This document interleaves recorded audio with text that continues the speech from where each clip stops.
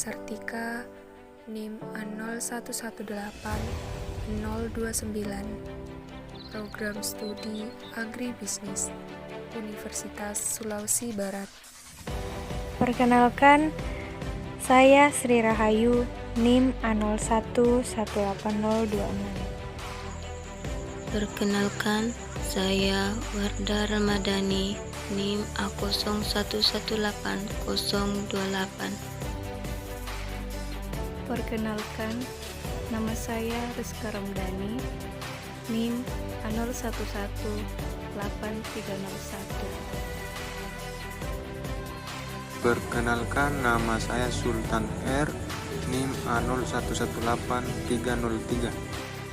Kami adalah mahasiswa pertanian yang menempuh pendidikan tinggi di Universitas Sulawesi Barat.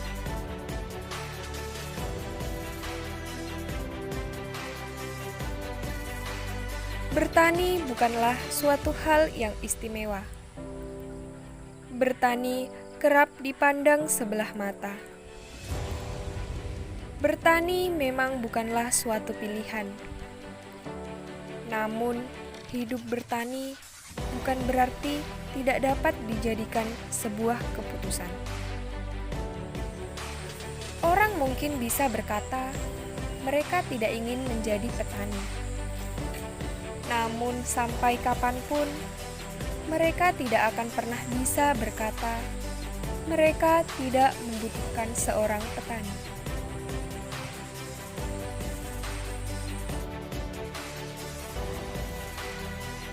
Pandemi COVID-19 menyebabkan ketidakstabilan di berbagai sendi-sendi kehidupan masyarakat, khususnya pada roda perekonomian nasional.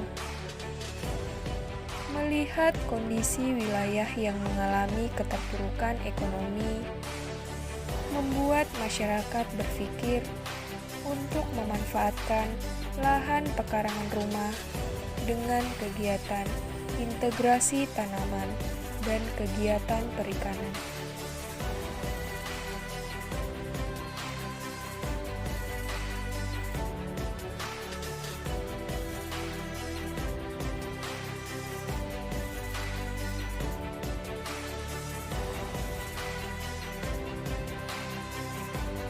Budidamber merupakan sebuah teknik budidaya yang banyak dilakukan oleh petani di lahan sempit. Karena banyak komponen yang dilibatkan dan mudah untuk dilakukan. Budidamber adalah budidaya ikan sekaligus budidaya tanaman dalam satu waktu dan satu tempat. Mungkin hanya itu yang dapat saya sampaikan. Semoga kita dapat memahami dan menerapkan di daerah masing-masing. Baik, terima kasih. Jadi saya akan membahas mengenai jenis tanaman dan ikan apa saja yang bisa dibudidayakan dengan teknik budidamber. Nah, tanaman di sini menjadi salah satu komponen penting dalam budidaya ikan dan sayur di dalam ember. Ada banyak jenis sayuran yang bisa ditanam dalam instalasi budidamber, antara lain kangkung, selada, sawi, dan bayam. Nah, kangkung termasuk sayuran yang paling sering digunakan oleh para pembudidaya karena tingkat keberhasilan yang tinggi dan sangat mudah untuk dibudidayakan. Dalam instalasi budidamber, akar kangkung akan tergenang di dalam air dan hal tersebut memenuhi kriteria tanaman yang harus mendapatkan air secara terus-menerus.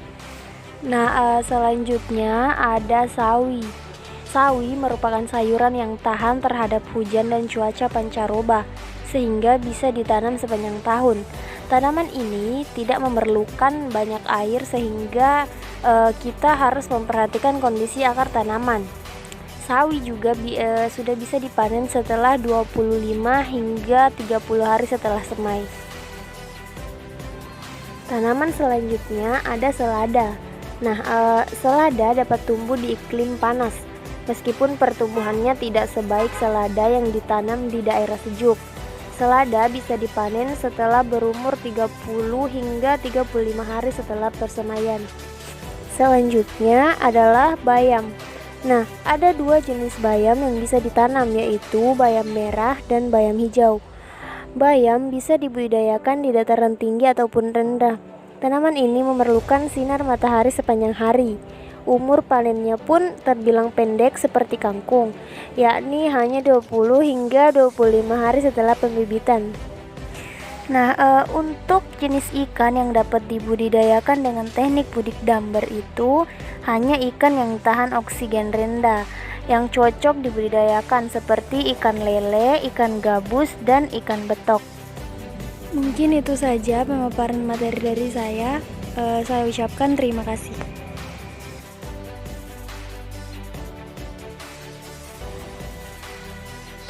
Jadi, keuntungan dari budidamber itu yang pertama murah. Nah, murah di sini hal yang dapat diperhatikan seseorang yang ingin menjalankan suatu usaha pastinya modal. Modal merupakan hal mendasar karena prinsip dalam berbisnis, pengusaha menginginkan modal sekurang-kurangnya dan menginginkan keuntungan sebesar-besarnya. Dan untuk menjalankan kegiatan budidamber membutuhkan modal tidak mahal. Seluruh peralatan yang dibutuhkan dalam kegiatan budidamber adalah murah alias dapat dijangkau. Jadi seorang bisa melakukan asalkan ada niat dan tekad. Yang kedua, tempat yang minimalis. Kegiatan budidamber tidak membutuhkan lahan yang terlalu luas sehingga lokasi yang sempit pun bisa digunakan untuk kegiatan budidamber ini.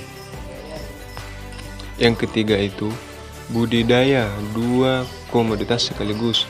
Salah satu kelebihan dari budidamber adalah dapat membudidayakan 2 komoditas sekaligus, yaitu ikan dan sayuran, sehingga dapat memanen 2 komoditas secara bersamaan atau bergantian. Seperti halnya sayuran kangkung. Kangkung dapat dipanen saat sudah masanya dengan memotong bagian batang sehingga nantinya muncul batang yang baru. 4. Pengontrolan yang mudah. Di dalam kegiatan budidamber ada yang namanya pengontrolan seperti kegiatan pemberian pakan, penyifonan, dan kegiatan pencegahan hama dan penyakit. Karena kegiatan dilakukan di pekarangan, maka kegiatan pengontrolan itu mudah untuk dilakukan. Yang kelima atau yang terakhir yaitu pemanenan sayuran yang berkelanjutan, seperti halnya kangkung. Apabila kangkung sudah waktunya untuk dipanen, maka proses pemanenannya dapat dilakukan dengan cara memotong bagian yang diperlukan saja untuk dikonsumsi, sehingga masih menyisakan batang yang nantinya akan tumbuh batang yang mudah. Dengan demikian, proses pemanenan sayuran pada budidamber, khususnya kangkung, dapat dilakukan secara berkelanjutan. Sekian pembahasannya, semoga bermanfaat. Baik, di sini saya akan membahas tentang kelemahan budidaya ikan dalam ember. Budidamber juga memiliki kelemahan dan mungkin hambatan dalam proses pelaksanaannya. Kelemahannya antara lain, ikan yang dapat dipelihara dalam suatu wadah ember tidak bisa sebanyak budidaya dengan menggunakan kolam konvensional. Hambatan yang akan ditemui selama proses budidaya kemungkinan besar adalah inkonsistensi, karena untuk berhasil dalam membudidayakan sesuatu, tak terkecuali ikan, sangat dibutuhkan konsistensi, sehingga ketika para pelakunya tidak konsisten dalam melakukan budidamber ini, kemungkinan besar budidayanya tidak akan berhasil. Terima kasih atas kesempatan yang diberikan kepada saya.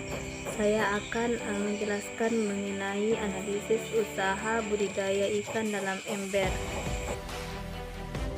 Sebelum melakukan analisis usaha budidaya ikan dalam ember, Alangkah lebih baiknya ketika kita mengetahui alat dan bahan apa saja yang biasa digunakan dalam budidaya ini, sehingga dapat mempermudah dalam menentukan biaya tetap dan biaya variabel. Adapun alat dan bahan yang digunakan yaitu ember 80 liter, arang batok kelapa, gelas plastik, kawat, solder, tang, benih lele, dan bibit kangkung. Setelah kita mengetahui alat dan bahan apa saja yang digunakan, selanjutnya kita akan menganalisis usaha budidaya ikan dalam ember ini. Jadi, tahap awal dari analisis usaha yaitu menentukan biaya tetap dan biaya variabel. Yang pertama ada biaya tetap.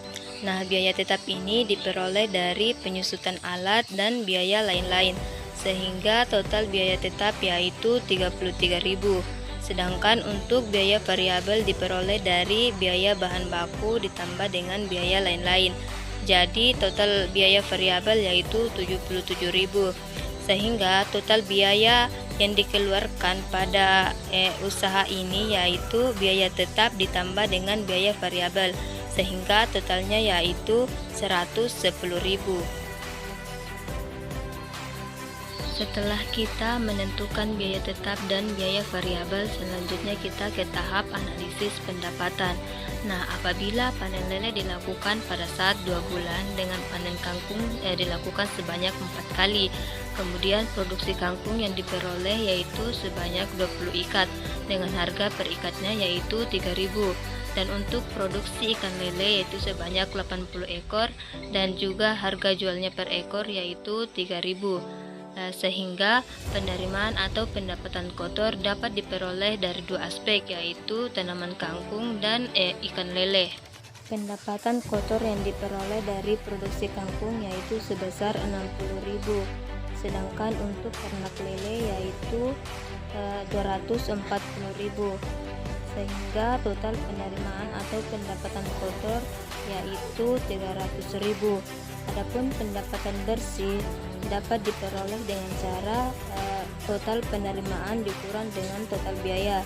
Total penerimaan sebanyak 300.000 dikurang dengan 110.000 sehingga menghasilkan 190.000. Melihat dari pendapatan yang diperoleh, maka usaha ini dapat memberikan keuntungan, sehingga usaha budidaya ikan dalam ember ini dapat terus dikembangkan dan diterapkan.